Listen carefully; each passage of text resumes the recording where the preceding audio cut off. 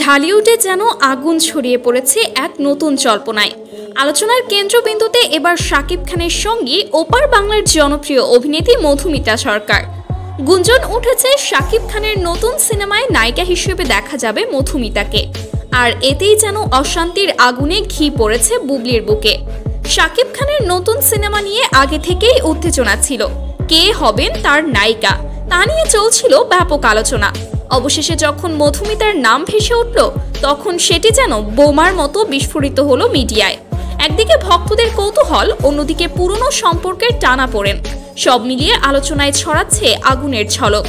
তবে সবচেয়ে বিস্ফোরক প্রতিক্রিয়া এসেছে শাকিব খানের সাবেক স্ত্রী ও অভিনেত্রী শবনম বুবলির পক্ষ থেকে।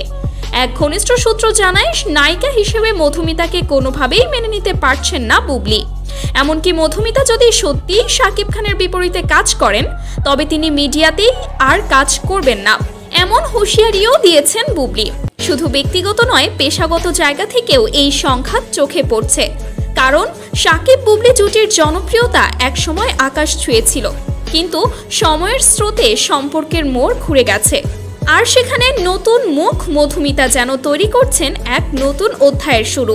এই গুঞ্জনের বাস্তবতা কতটা সত্য তা এখনো আনুষ্ঠানিকভাবে জানা যায়নি, তবে এতটুকু বলা যায়, শাকিব মধুমিতা জুটি যদি বাস্তবে আসে, তাহলে সেটা হবে এই বছরের সবচেয়ে আলোচিত ও আলোড়ন তোলা বিষয়। এখন দেখার বিষয়, সত্যিই কি বুবলি মিডিয়া ছাড়বেন কিনা, নাকি আরও বড় চমক অপেক্ষা করছে ঢালিউডে।